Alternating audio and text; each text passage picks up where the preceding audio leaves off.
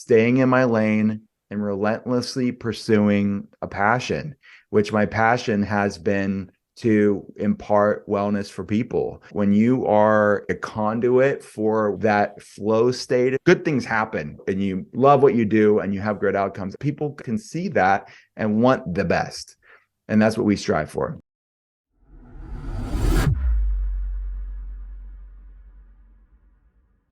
Dr. Will Cole, it's great to have you here on the Learning Leader Show. Welcome.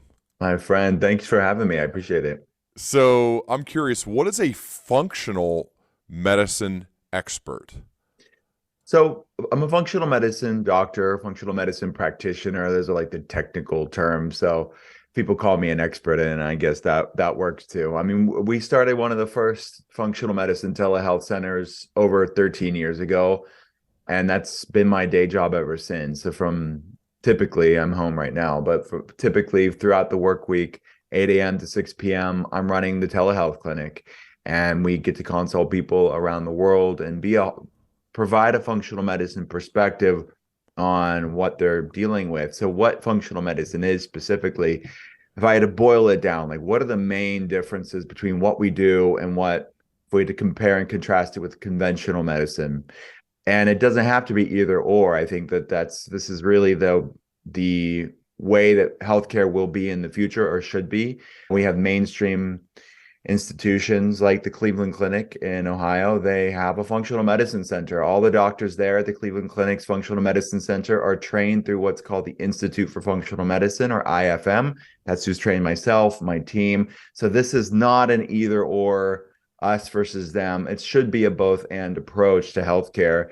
So the main difference is we interpret labs using a thinner reference range. So anybody that's listening or watching this, they'll know, hey, here's my lab. Here's my number on this lab that I got from my PCP. And then this reference range that I'm being compared to, this X to Y interval of numbers. We get that reference range that you're being compared to largely from a statistical bell curve average of people who go to labs. Think about it for a moment. People that are predominantly going to labs are sadly people that are feeling some sort of way. They're dealing with some health issues. That's why they're going to the labs. So comparing yourself with people that don't feel good, that don't have good health, is no way for you to find out how you can feel your best. So in functional medicine, we're looking at optimal, not average. And many people go to the doctor and the doctor runs the basic labs and they say everything's fine, even though they know this fatigue, this weight loss resistance, this anxiety, this brain fog, these digestive problems, this whatever sort of inflammatory symptoms, this isn't normal for me. And they're told, you're just stressed, you're just depressed, you're just getting older, you're just a new mom. Many new moms are told this. What they're intentionally or unintentionally telling you is you're a lot like the other people with health problems that we're comparing you to. So that's the first thing we're looking at a tighter interval of numbers within that larger reference range. Where does vibrant wellness reside? Where does optimal, like longevity, long, healthy lives live? That's the functional range, or where our body is functioning the best. That's where we get our name, functional medicine. Second thing we do differently is we run more comprehensive labs. So we're data driven. And our top patient base, statistically, I think is not a coincidence, are people, entrepreneurs, leaders, people that run things. We see a lot of school teachers, we see a lot of nurses, because they have a love of spreadsheets and getting to the root cause and seeing improvements, seeing good outcomes based off of effort and intention and protocols. So we want to look at what's the underlying root issue of why I have the problem in the first place. So we look at things like underlying gut problems, or chronic infections, or nutrient deficiencies, or hormonal imbalances, or things like, how does things like unresolved trauma and chronic stress impact our physical health? We want to look at these confluence of factors based on data and see that data improve. And then we realize we're all different. That's the third thing we do differently. It's bioindividuality. And you're not going to have a cookie cutter, one size fits all approach to getting healthy. So it's really curated, tailored healthcare based on the individual. So we use food as medicine. We use natural medicines. We use biohacking, mind body practices. We use medications when needed to really be like, what's the most effective, what's the biggest needle movers in my life to get a good outcome. So that's my long-winded answer of what we Wow. do. But So would you you, asked. I appreciate it. I'm Yeah. actually curious to potentially be a patient of yours if that's even a Yeah, of possibility. course. Take the place of a primary care practitioner? We don't, because we're in telehealth, Okay. and we well, and let's just say this: if somebody has a local PCP or endocrinologist or rheumatologist or whatever, get specialist, we would work. If we need to work in conjunction with them, we will. Most of the time, we don't need to, because we're serving as a coach in a way, where we are coaching them into wellness. We are running labs and showing them the data on their health and getting them healthy. And if they are on a medication, their local doctor's adjusting that based on what we're doing, and we're looping them in. We have like a fax and email relationship with their local doctor. If we run labs and when they want to loop their doctors in, it's up to the patient if they I, want to loop them I in was or going to not. say, so I told you before we were recording, Will, that I learned a lot about you from my wife, and she kind of gets info from you, will pass it on to me to say, you need to tell your primary care practitioner these are the labs you have to run, because he's a very nice man. I've known him for a long time, good guy. However, it seems to be the way the industry is set up as I say I have this pain or this issue, and Mm-hmm. here is some medicine, right? Yeah. As and what I would prefer, whether it's my health or really anything in life, is let's figure out what's the root cause there. And Mm-hmm. it seems like that's where you're at. Instead of just saying this pain, take this pill, this pain, take Mm-hmm. this pill, do this surgery, whatever it may be. Well, no, Mm-hmm. let's try to figure it out so we can be, I guess, live a more optimized life and be Yeah. more knowledgeable about what's going on, as opposed to just waiting for pain and then fixing the pain temporarily until the next pain happens. Right. Yeah, it's the way the system's set up. It's like you said, it's not an individual doctor doing one thing wrong or not. It's just the training in the standard model of care is largely to diagnose the disease, like you said, and match it with a medication. It's pharmacology. That's basically it. Things are changing. Like I said, the Cleveland Clinic now has a functional medicine center. Most of my colleagues are conventionally trained medical doctors who then were like, I want to get to the root cause. I got into this to help people, and they did postdoctorate training through the Institute for Functional Medicine. So things are changing, but then, okay, then they're in a system that tells them they have 10 minutes with them, and their insurance will only cover the medication. So it's not a lack of doctors trying. It's just the system is really based off of pharmacology, which serves some people, and some people need that. And many of us will need it at some point in our life, but it shouldn't be the only tool within our toolbox.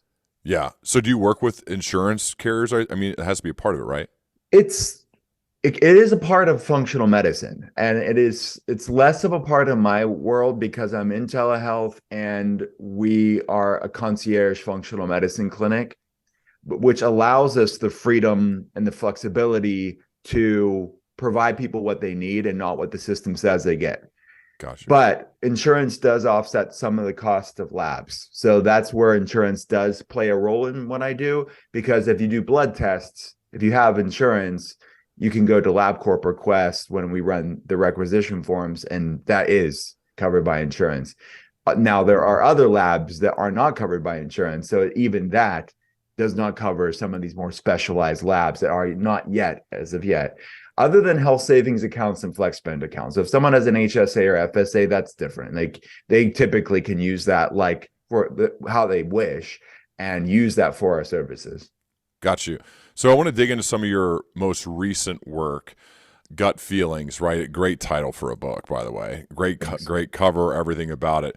But you initially start writing about this bi-directional relationship between your physical and emotional world. Can you tell me more about that? Yeah. So it's a central part of our work. And it's just now an outward conversation I'm having with somebody that's not a patient of mine. But it's the fact that mental health is not separate from physical health. And in the West, well, we have done that. We've separated it. But things are changing. And I wanted to have a functional medicine conversation about it. The fact that it is one and the same. Mental health is physical health. Our brain is a part of our body just as much as anything else is. So we relegate it to this sort of abstract, quote unquote, chemical imbalance, which is, flimsy science at best. But the really understanding the bidirectional relationship between mental health and physical health. So that title, Gut Feelings, why I titled it, in many reasons, but one of it is both sides, gut and feelings. But also our ancestors, and somehow within like our modern lexicon, the cliches of I feel it in my gut, butterflies in my stomach, gut feelings, gut instincts. Why do we say these things?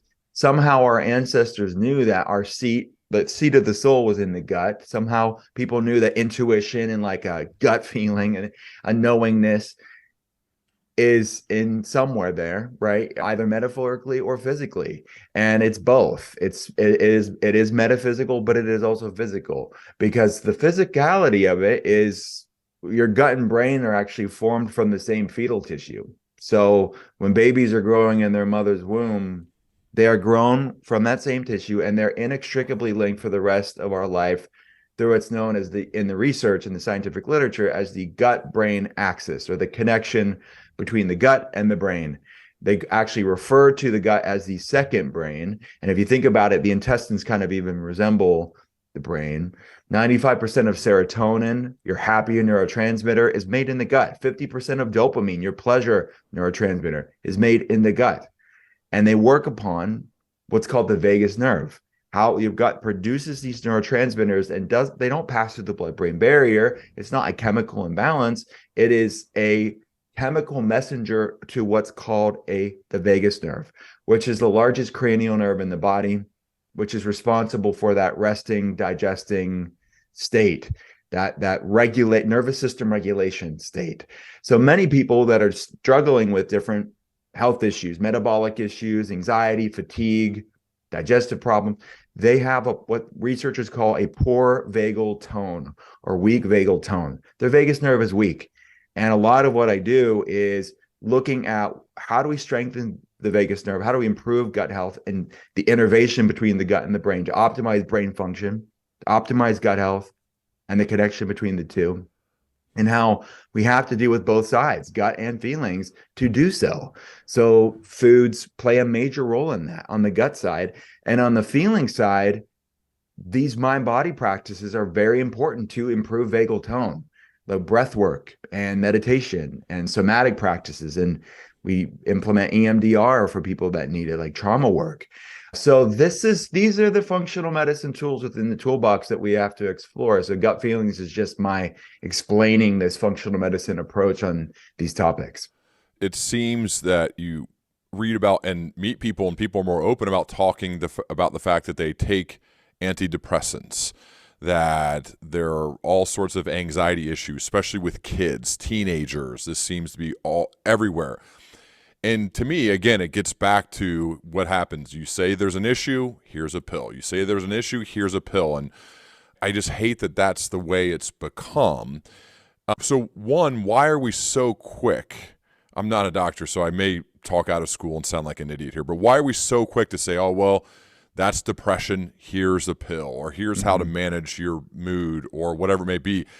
Is it just because it's quicker and easier and everybody wants something quicker and easier? Or what is it that got us to this place? Because I feel like your way could be more natural, could certainly be healthier, could not have you be stuck taking pills every single day.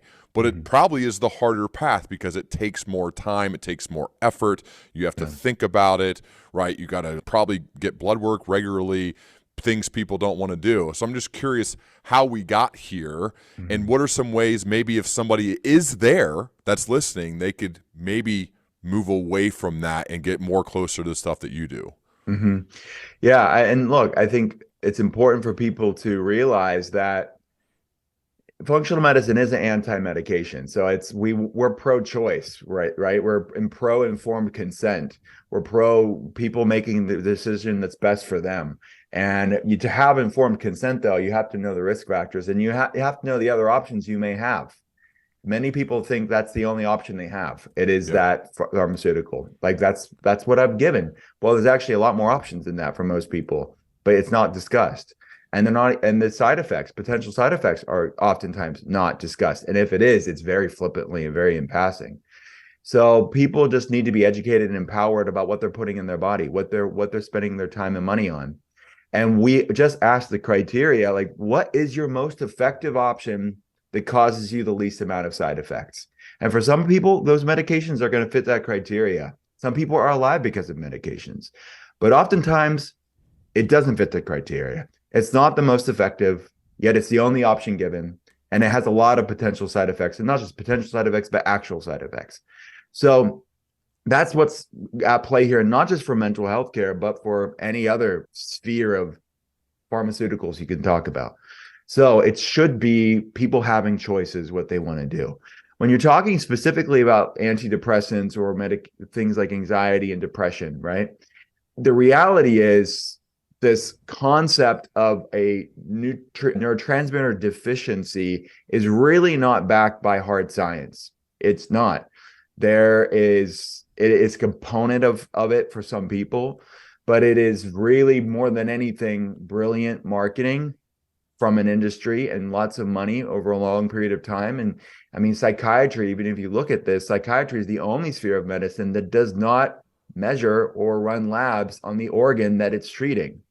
So it's based largely on theory, and it's based largely on research shows this. It works. Antidepressants for most people work the same as placebo.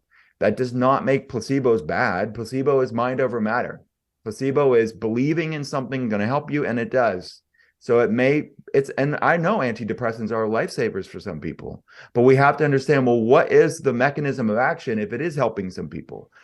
Some researchers are postulating that it may be the fact that antidepressants act as a mild anti-inflammatory, which is interesting. There's a field of research called the cytokine model of cognitive function. Cytokines are pro-inflammatory cells. So it's researchers looking at, how does inflammation impact mental health? How does inflammation impact things like anxiety, depression, fatigue, and ADHD and autism? And researchers found, well, inflammation's actually a part of all of those issues in most people. So if you have an antidepressant and it lowers inflammation slightly, that may be how it's actually working. It's not actually the serotonin effect is actually not how it's helping people, which is interesting. But I would say for a vast majority of people that are given those medications, there are more effective ways with no side effects on how you can lower inflammation levels. And then you look at some of these medications that are given out, and I'm not shading PCPs, but I think in many ways, classes of drugs like benzos and some of these other medications really should be prescribed if they're going to be prescribed by psychiatrists, because they are given out very flippantly and really can be difficult to come off of. It's impacting your neurochemistry. So I think if people are going to do it, they should just know what is their most effective option that causes them the least amount of side effects and decide for themselves what they want for their life. I would just say there's a lot more effective options for many, many, many people. And medications may be a piece of their puzzle for a time. I've seen classes of drugs like this that get their head above water, right? It's helping them cope with the stressful season of their life or some loss of a loved one. But what's the end game here? Why do they have the problem in the first place? It's not a medication deficiency. So let's figure out why we have the problem in the first place, and that's where I come in. How does exercise play a role in this? I know you're in shape. I try to stay in shape, exercise 7 days a week. I'm a no day off guy because it fixes me mentally more than anything. It's the first thing I do every day. And if you took that away from me, I think that's the most powerful drug that I have, is sweating, is doing something physically taxing, running, lifting heavy weights, stair climb, whatever. And so to me, I don't know if there is a better medication in the world than doing something physically hard every single day. So I'm obviously a big proponent of it, but how does that play a role in mental health? I know there's some science to back this up. I've been reading a lot about this from Steve Magnus and Brad Stolberg have written a lot about this. These are performance coaches. You're obviously a doctor, so you know probably even more, but how about movement of your body, exercising, stressing your muscles with resistance training? How does that play a role? Massive. When we look at the mental health epidemic, it is directly proportional in many ways, and it's multifaceted. It's not just this, but it is a big component of why we are faced with such a loneliness epidemic, depression epidemic, anxiety epidemic. People are not getting outside and moving their bodies. And not that you always need to move your body outside, but both of those things. They're inside and they're not moving their body. Like the movie Wall-E, the Pixar film, is prophetic because it came out 16, 17 years ago, 15 years ago, maybe. And that's where many people are 15 years later. They're just staring at a screen, not moving their body, lethargic. Research shows that exercise, moving your body, picking up heavy things, walking, getting out in nature are very, very therapeutic in many ways. It's multifaceted. It's improving oxygenation to your cells, oxygenation to your brain. It's improving mitochondrial function, which is your cellular energy. It's increasing so many different happy chemicals in the body. And it's especially high intensity interval training, times of that.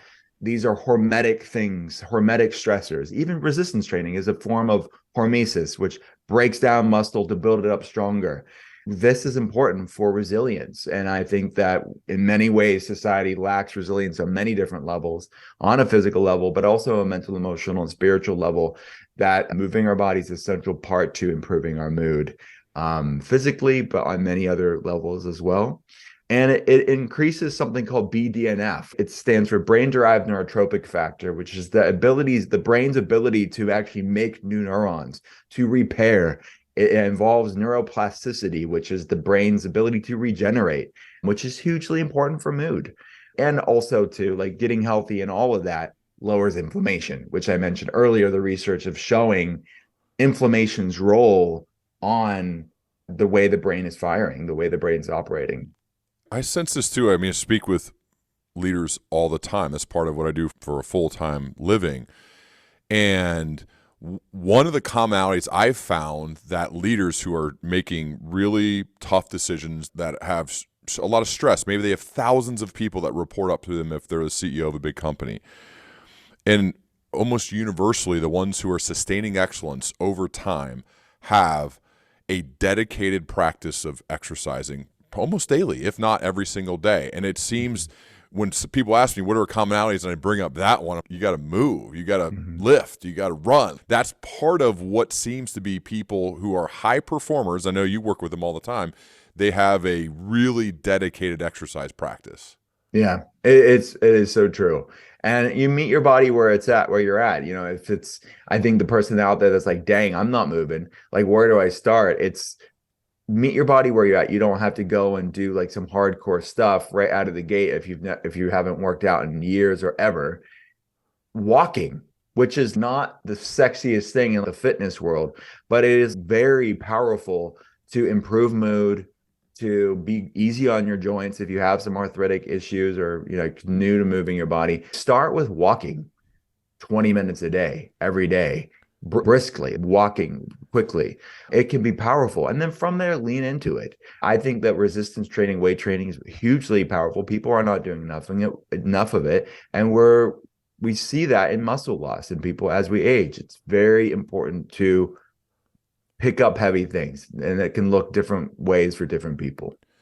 If this is weird, I apologize in advance. But when you look at you, you have amazing hair, great skin, good looking dude, right? You look the part perfectly. It makes sense. But me, I try to deconstruct excellence. And whether that's just how you look, that I have to believe that's from what you choose to do every day, what you choose to put into your body. So the natural question is, I know we're all different and we all need to do our labs to understand how we're different and what works for us. Let's say there's somebody who's not been paying attention to this, but I see this guy, Dr. Will Cole, who's a good-looking man, right? Great hair, great skin, everything there. What is he eating? What does he do? What does he do every day? Maybe I could look as healthy as that guy. So can you kind of walk me through what you do? Yeah, sure. No, I appreciate it. It's not weird at all. I look, to me, I take it as a compliment, right? We're all works in progress, and whatever. I'm far from perfect, but it would be in a way like going to a dentist with bad teeth. Yeah. I better look the part. I better look the part because I'm talking about this stuff all day long. So here's the deal. I really implement all the things I talk to my patients about. I do. Doesn't mean I do all of it, but I do what's relevant for me. I pick the tools that are the most effective for me, which we could talk about it. But I would say too, I'm not an obsessive person in this way. I think you can get some people in wellness that are like very obsessive, which works for some people, but I don't want to. What stressing about wellness is the antithesis of what I want to do. I have enough things in my life that are higher pressure, right? I really, and that's part of the message that I'm talking about in gut feelings. I want there to be a grace. I want there to be a lightness. I want there to be an ease to wellness. So that's kind of the paradigm that I approach, whether it's movement or eating or mindfulness or sleep, as like, oh, wow, I get to do this stuff. This is a paradigm shift. This isn't like, oh man, I have to get up and work out, or I have to like cook this healthy food. It's like, wow, I get to do this. This is a privilege. This is a blessing to do it. How can I nourish my body with things that love me back? So I think coming at all of this stuff with that perspective, that mindset is it's huge because it's not this arduous, restrictive thing where it becomes this source of shame and obsession. That's the antithesis of sustainable wellness. Something that I say, it's actually the back cover of Gut Feelings, is you can't heal a body you hate. You cannot shame your way into wellness. You cannot obsess your way into health. You can use it as a springboard. I'm totally fine with that. If you want to if certain personalities get that sort of type A all in, that can work. But the long-term relationship you have with food in your body and wellness has to be a form of self-respect and wanting to use self-care as a form of self-respect. So my day-to-day practice is I typically will intermittent fast in the morning. Sometimes I flip it and I will have breakfast and then just end dinner earlier in the day. My last meal will be earlier in the day. So I'm normally getting around, I would say, a 16-hour intermittent fast. I go deeper sometimes. I go lighter sometimes to like a 12-12, but I vacillate somewhere around that. I'm not obsessive about it, but just it works for me. I enjoy it. It kind of improves my brain function, my energy levels, helps my metabolism. But I'm not cutting calories. I'm eating food within that window of eating. So, and it just ebbs and flows from that. But I eat lots of vegetables, lots of fruit, lots of clean protein, wild caught fish, grass fed beef. And I will regularly implement like gut supporting protocols that I talk about in Gut Feelings, lots of soups and stews. And people should regularly have these things to be supportive of their health because your gut is such a massive influencer of your brain. And also 75% of your immune system is in your gut. Inflammation is a product of the immune system. So to deal with not just mental health and energy, but also systemic inflammation, if you're dealing with joint pain or digestive problems or hormonal problems, you want to look at where the predominance of the immune system resides, which is in the gut. So I implement lots of soups and stews as restorative therapeutic food, basically, to support gut health and digestive health. Yeah, I mean, I'm pretty basic in that way. I'm not like I have an infrared sauna. I use that. I love my infrared sauna. And I do cold shower, which everybody within the space is talking about, but we've used it for years. Cold plunges, cold therapy, contrast therapy we implement for patients. I do it myself. We're alternating between cold and heat. I don't have a cold plunge at my house as of yet, but a cold shower works great for me. And yeah, those are some basic things. And then it's like getting out in nature. It's a free, low cost things. There's research out of Japan and South Korea. The term is Shinrin-yoku, which translates from Japanese to English as forest bathing. But it's not me getting naked in the woods, even though that sounds fun too, in a bathtub. It's actually using nature as a meditation. Like we know intuitively as humans, this is good for us. But now we know what randomized control trials and the mechanisms of how these things work. It actually shifts our microbiome. By breathing in the forest microbiome, we actually shift our gut microbiome, which improves our mood, the way that it works on the vagus nerve. It lowers inflammation levels. It lowers stress hormones. So those are some things that I do, which there's more than that, but that's a spattering of stuff that's my day-to-day stuff. Let's talk about a person an avatar. This person is 43 years old. They've steadily risen the ranks within their Fortune 500 company to now they're a VP or SVP role. With that comes lots of stress and a packed schedule of back-to-back-to-back style meetings. Sounds miserable to me, but I get it. I work with people. Some of these are my clients, right? And they were a former athlete, and not big time, but they played sports. And slowly they've gotten busier and busier because they have kids and they're married and they have a stressful, busy job. And all of a sudden they're listening to this one, which is different than most that I have because I'm really only focused on kind of leadership, and this is focused on taking care of the most important thing you have, which is your body. Anyway, they kind of look around and say, oh my God, I've kind of let myself go. What happened here? I don't work out that much anymore. I kind of eat whatever's around, haven't really thought about it. This guy, though, Dr. Will Cole, sounds like he knows what he's talking about. For that person, which I know is a lot, even these are high performers, how do they get started? What are the first few things they could do the second this podcast is over to start implementing their way to getting back on track? Because life has happened and they didn't mean to. They just kind of got off track and because they didn't put enough thought and attention to it. Yeah. I mean, the cliche, this applies to parenthood, but it also applies to humanhood. Just being human is the saying of the days are long, but the years are short. Yeah. That is very true. And I hear this all the time. I mean, most of our patients are overwhelmingly type A high performers. Like I said, they know more than most people do about health and all things, but they're not where they want to be. Because the days are long and the years are short, time got away from them. And they realize, dang, I really put myself on the back burner. And they know intuitively, this is not sustainable.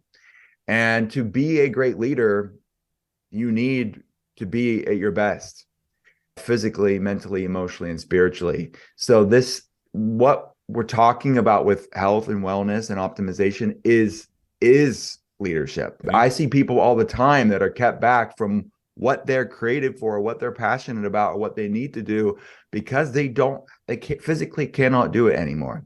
They're at a breaking point and something's got to give. So if you're that person, that example, I would say start with, first of all, realizing that the body's amazingly resilient. And the body also has a lot of muscle memory.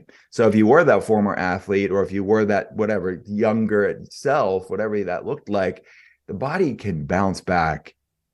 It's just not a quick fix, but it's very encouraging when you start see the needle moving in the right direction. So you may feel like it's so far off to get back, but I see amazing things happen in relatively short periods of time. And that's encouraging. So practically speaking, I would start with labs. I think a lot of people that in that category get inspired and encouraged by data, because it's not this random, like esoteric conceptual thing. It is they have a baseline. They have data on a spreadsheet where they can see, okay, these are my inflammation levels. This is where my metabolic markers are. This is where my lipids are. This is where my nutrient deficiencies are. These are where my hormones are at. How can we get these numbers improved? So it's not some doctor pontificating on, well, this is what you do, and it sounds abstract, but you could actually see the benefits, not just in how you feel, which is first and foremost, but you actually could see the data moving in the right direction. Labs, I want you to finish too, but labs, yeah. So get blood work, but what are they testing? Because as we talked about, a primary care physician, a PCP, is usually not ordering these. I know they're not ordering these labs. Yeah. A doctor like you would, so they don't even know where to start. What am I supposed to test for?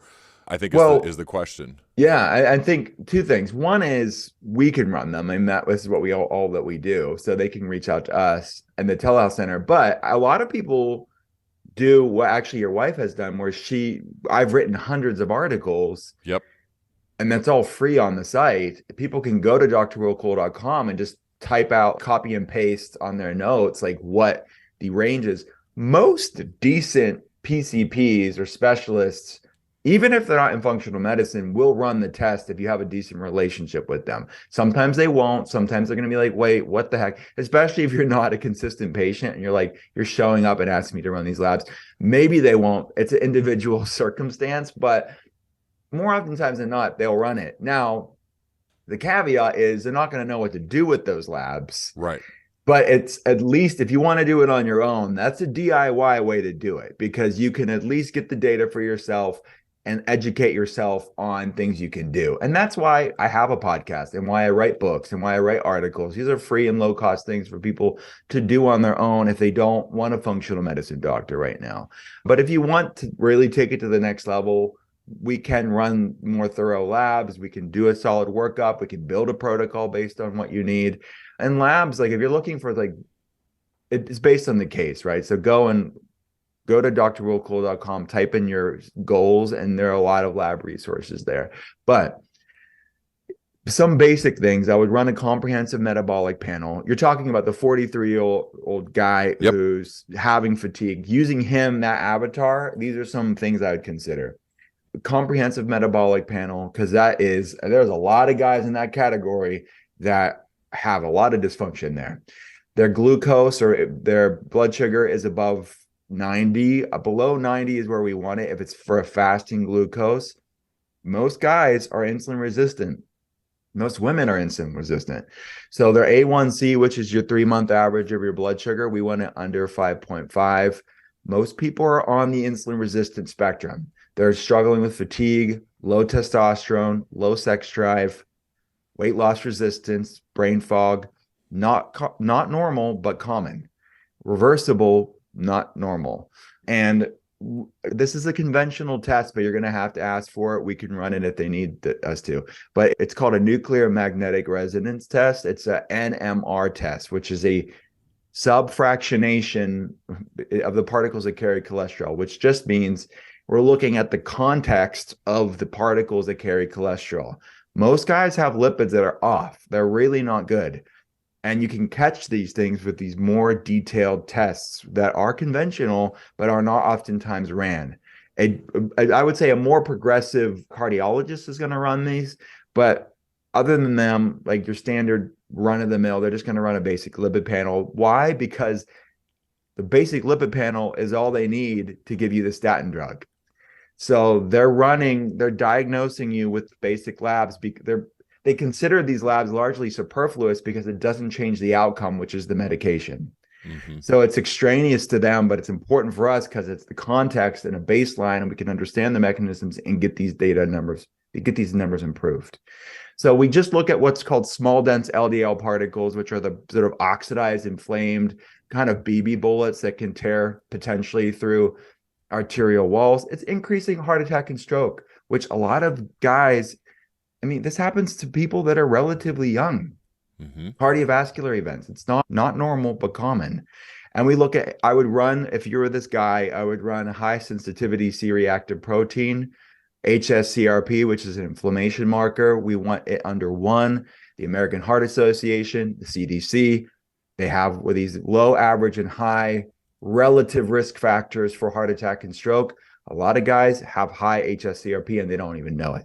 Inflammation is what's causing heart attacks and strokes. It's inflammation that is causing the fatigue and the brain fog. It's inflammation that's making it difficult to lose weight because it's driving insulin resistance, which is the fat storing hormone. And then the last lab I would say we can run so much more than that, but we're just talking about the basic ones. The last one would be homocysteine. It's another inflammatory protein. I see it high on guys that you're describing all the time. It increases heart attack and stroke risks, but it also acts as a neurotoxin. It can contribute to neuroinflammation, which things like brain fog and fatigue and feeling exhausted and just gross, inflamed and gross. That's a technical term. We need to get that down. So look, this avatar, that's what I would start with. And then from there, let's do something about it. I guess there's no typical protocol, but what are some of the things that you do for somebody who has those numbers that are not at the levels that you want them at? Right. So I would say get a baseline so you can compare and contrast your efforts and make sure what you're doing is effective. And then that's sort of the science and art duality of all of this, is that we can refine it, we can adjust dosages, we can adjust recommendations, we can lean back on some food aspects, increase other things. There's so much bio individuality with this conversation, but labs are a good baseline. Foods, I would say, if they haven't cut these foods out, or at least decreased them, or at least considered looking at, does this food love me back or not? And that's sort of the paradigm shift that I talk about in Gut Feelings. Avoiding things that make you feel like crap is not restrictive, it's self-respect. And continuing to eat things that don't love you back and wondering why you're still miserable, it's like staying in a toxic, annoying relationship and wondering why you're still miserable. That's the paradigm shift that you need to have. Some of This those, isn't like that deprivation. pepperoni and sausage pizza on Friday night, though, man. Well, you know how it tastes. It's so good. It Well, doesn't love me back. It never ever loves me back ever, but it tastes so good in that moment. you're right. You're right. These foods are designed to be addictive and keep coming back for more. And there's Yeah, no shame in that, right? It's for informed consent. Most yeah, people don't even know how foods make them feel. They're not even paying attention to it yeah. between your mood and the food that you eat. I think people should use meals as a medicine and a meditation. They may want to eat that pepperoni pizza on a Friday night, but they're hanging out with their friends and family and having fun. Then eat it and move on. Shame is worse than any food that didn't love you back. Hmm. But you may, as you eat mindfully and grow in awareness with this sort of mindful using your meals as a meditation, determine, hey, dang, I like feeling better more than I want that pizza. Yeah. Or even better yet, let's find a way to have that pepperoni pizza in a way that does love you back. And Yeah. that's the secret too. You don't have to eat boring like rabbit food to be healthy. Like I make delicious pizza all the time, and I don't feel like crap afterwards. So cutting these four food ingredients out, what I call the inflammatory core four. Look at these, people. Look at these. Number one would be gluten containing grains, mainly wheat. It's what we've done to it. We've hybridized it, we've sprayed it with glyphosate, we've bleached it, we've refined it, we've taken all the fiber out of it, and then we overconsume it. So it's a problem. And gluten has been shown to increase intestinal permeability or leaky gut syndrome and create inflammation levels in the body. Number two would be industrial seed oils like canola oil, vegetable oil, soybean oil. It's the overconsumption of it. The modern American diet is too high in omega-6, not enough in omega-3s. These are polyunsaturated fatty acids, or PUFAs. And we need proper ratios of omega-3, 6, and 9. That ratio is off for the modern Western person, especially men, and in a pro-inflammatory state. So this is a lot of boxed and packaged foods. Read the labels. Number three would be added sugar, which most people know this, but people will be shocked when they look at the grams of added sugar they're consuming in a day. It is the leading cause of type 2 diabetes, inflammation issues, gut issues, accelerated aging, brain dysfunction. I mean, it's massively problematic. But even the nicer sounding euphemisms, like agave nectar, still is high in fructose. So read the labels, look at the grams of added sugar. Fourth would be conventional dairy. I think that some people could do great. No, I know some people can do great with better versions of dairy, like A2 milk, organic, grass-fed, cultured, like fermented yogurts and kefirs and cheeses. There are exceptions to all of these four things because there are better for you versions for all of these things. If I had to add a plus one to the inflammatory core four, it would be alcohol, which I gain no friends when I say this, but there's no, like, the healthiest amount of alcohol is none. And it doesn't mean you're going to have none, but I want you to have informed consent on this, that it is a neurotoxin. It will impact your gut health. It accelerates aging, and it's not your friend. Some people can have small amounts of it randomly and be fine, but I can't tell you how many bodies and lives are wrecked from alcohol, and they need to have a hard look on how does it love them back or not, and maybe have it randomly. But there are better for you versions of alcohol: low alcohol, low sugar, organic, biodynamic wine. can work for some people when they're having it on a special occasions, no shame. But most people aren't doing it that way, and they're doing it way more often, and it's impacting their health. So I know I just am Debbie Downer now because they're like, this guy's no fun. But the reality is there's so much food you can eat, and there's lots of recipes in the book. So if people want to check it out. Yeah. It's like most things, you got to do the work. Like it takes Mm-hmm. work. It's not the short term answer, but it's setting you up long term to be healthier. Do you drink Yeah. alcohol ever? I I mean, not to say never, but I can't think of the last time I have. Okay. It was it's been years. Honestly, How years. does it impact you socially? It's easy for an introvert that likes being in the woods. It's actually really fine.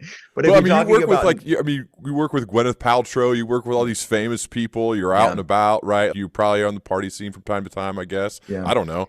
I mean, I get them not to drink. Like Gwyneth oh, Paltrow hasn't drank in years. Does occasionally now. She doesn't drink because of me.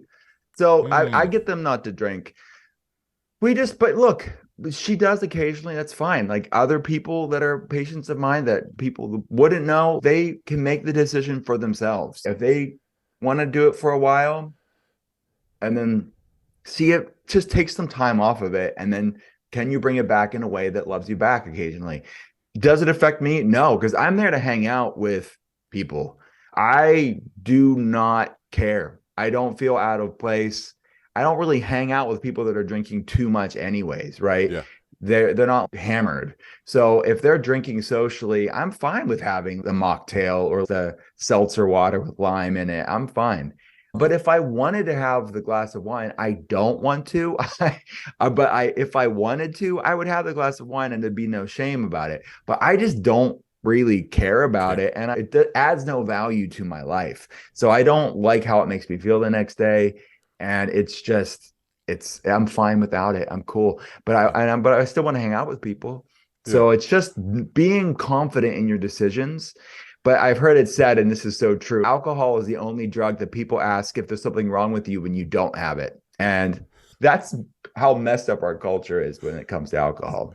It's a great point. What have you done to attract all these celebrities, the Gwyneths of the world, to say, "Hey, I need you in my life"? Well, 99% of our patients are just normal, like working middle class people, high perform, like I said, like nurses, entrepreneurs, startup world. That's not the majority of my patients. It's just what people pay attention to, right? Because they're not seeing the 9 to 5 people or whatever, the 12-hour day people, the 15-hour day people. But it's to me, I don't know, because I'm in Western Pennsylvania. I'm not in LA. I am not in New York. I am sitting in a room in Western Pennsylvania in the middle of nowhere.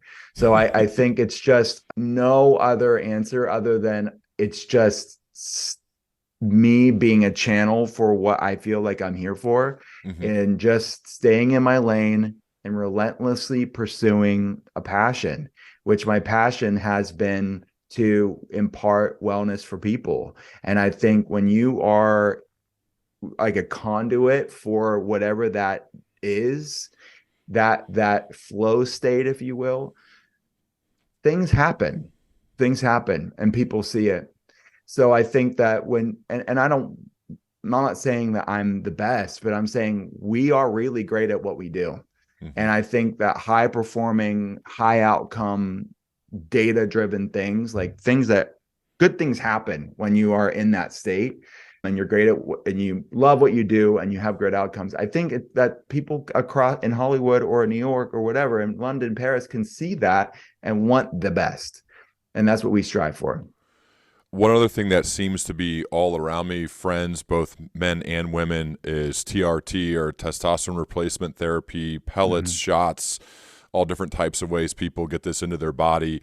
It seems to really help some of my friends. I know I've taken a look at it. I've gotten my levels checked. So far, I've been told that I'm at a good level to where I don't need to do that yet. But I definitely, it seems like it will be a good thing to do based on how it's impacted others that I know. What do you think about that? It has its place. I think I like to think of it as like hormone replenishment therapy, Yeah. where you're not shoving tons of testosterone, or for women, estrogen and progesterone. just flippantly. It should be based on data. It should be based on labs. We should retest over time, correlating it with symptoms and looking at the risk factors potentially for some people. But ultimately, here, the vast majority of people that have low testosterone or any other hormonal problems, my goal would be to get to what's the underlying root mechanism of what's going on here. If you're talking about low T, most men have low T because of insulin resistance. So there's what's called over aromatization that's happening. The liver is making this enzyme called aromatase. It's supposed to happen, but you don't want an over aromatization where it's actually stealing testosterone and converting it into estrogen. So the low T epidemic is tied to the insulin resistance, which is tied to lifestyle issues and stress and environmental toxins. So we have to deal with that. So yes, testosterone therapy, if somebody's dealt with all of the insulin resistance and it just because of aging, it's decreased and they see some benefit from low doses of testosterone, I think that's where it shines, because it could be a needle mover and it's a low dose. You're still like solidly healthy and you're just using this as a boost. That's great. I don't think it's a good idea for people that's fully inflamed, fully insulin resistant, they're fatigued, they have all these metabolic issues, and then shoving exogenous testosterone in their body. It is like a drop in the ocean. How about get your body to produce its own testosterone first, and then if you need a boost, go there. But start with endogenously actually producing it yourself, which picking up heavy things, moving your body, getting some sunlight, and doing all the things that I said earlier with food and stress management, that will increase testosterone. Most people won't need testosterone therapy after they do that. It is funny. I've gotten labs for the past 3 or 4 years since, again, I've thought, well, I'm going to do this. My friends are doing it. They look jacked. They feel good. But I started like trying to clean up what I eat, almost eliminating alcohol, a lot of things. And my levels, which should be going down based upon just aging, right, have significantly gone up. And I have to believe it's because of cleaning up the other things that are not the sexy, fun things, right? Just basic vegetables and fruits and eating good protein and lifting heavy things every day. Mm-hmm. That seems to give me a chance for those to actually go up, as opposed to they should probably be going down. Yeah. Oh, and it's that's so amazing for you. I'm happy for you. And I hear that so often for people who do these things and lean into these practices and tools. Just because something's common doesn't make it normal. Like feeling like crap and accelerated aging is certainly ubiquitous, but it's not normal. And many people will chalk it up to, I'm just getting older. Yeah. But they are selling themselves so short, because comparing yourself to people around you, believe me, you can find people that are worse off than you and think that you're okay. But it's so common that they don't even know what their body's capable of doing. Mm-hmm. So that's great to hear that. Great job. In your book, Gut Feelings, there's this 21-day gut feeling plan. Can you, I know we got to run in a second, but can you describe what that is? Because I view this as another potential action step people can take immediately following this. For sure.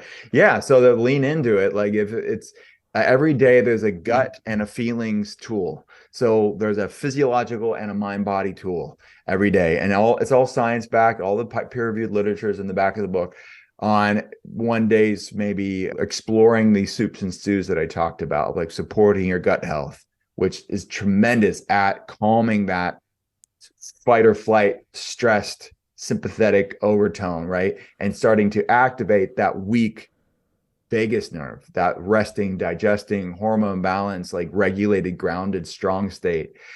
And feelings could be a feeling action item on a day, could be a breathwork class, a meditation or breathwork practice, or talking about the science of Shinrin-yoku, forest bathing, or talking about somatic practices or trauma work and how trauma will impact all of these things too. And a lot of what Gut Feelings, the book, is about, is talking about, it's not just about what we're feeding our body, but what are we feeding our head and our heart every day? What's our relationship with technology? What are we looking at online? What are we spending our time on? How is it impacting our sleep? Do we have, one of the things we ask patients is to look at what's called an ACE. We have them fill out an ACE questionnaire, which is an adverse childhood experience or event questionnaire. And we're looking at things like sexual trauma and physical abuse growing up or emotional abuse growing up. There's a lot of people, any people, but if you're talking about men specifically, men just aren't good at talking about these things. People are not good talking about these things. Men are extra bad at talking about these things. But we think it's a sign of weakness to deal with these things, but oftentimes it's impacting the choices we're making in our life. It's impacting the foods that we eat. It's impacting how our relationships, and it's impacting our health. And we know now from research that trauma can be literally stored in our body. So part of what gut feelings is about is using these somatic practices and breath work. And I talk about this, the therapy of EMDR and how it really can be a great tool to metabolize stored trauma basically in the body, to calm the inflammation levels on that front. So I see people all the time that they deal with all the food stuff, they deal with the fitness stuff, but they haven't dealt with the stress and trauma part of it, which that will impact all those markers that I talked about in the labs. They will impact the trauma and stress will impact those markers just as much as the food. So we have to look at both sides of the gut and feelings paradigm. It's just a more holistic approach. And that's what I sense with this is, again, this is the most important thing we have. If your body stops working, nothing else you're doing really matters. Like your family, nothing, because you're not available. You're not there. It's like when you're sick, when you're sick, there's only one wish you have in the world, and it's just to not be sick. And so to me, I think all the things you write about, all the things you talk about are to do the things on a daily basis to give ourselves the best chance to be healthy. And that's all we can do, right? Let's control the controllables. Let's do what we can as best we can. And if we keep doing that, like that just gives us a better shot. And that's all we can do, right? We don't have the complete say on the outcome, but I just want to give myself as good of a chance as possible. And then the chips are going to fall where they may. Exactly. And to me, that's so true. And at the end of the day, it is having that awareness that you cannot control all things, and you have to just do the best you can, like you said, and give the rest to God, because there are some things out of our control. But the beauty of all of this is that we actually do have a lot of agency. We actually have we wield a lot of influence in our biochemistry. I love it, man. Well, the book, it's super well done, called Gut Feelings, Healing the Shame-Fueled Relationship Between What You Eat and How You Feel. Really awesome, Will. I would love to continue our dialogue as we both progress, because I'm pretty aware of this stuff, but I want to get even better because I think there's only upside here. So I really appreciate this, man. Let's do it. Let's run some labs. We'll talk about it. I'd love to. All right, man. Thanks so much. Thank you.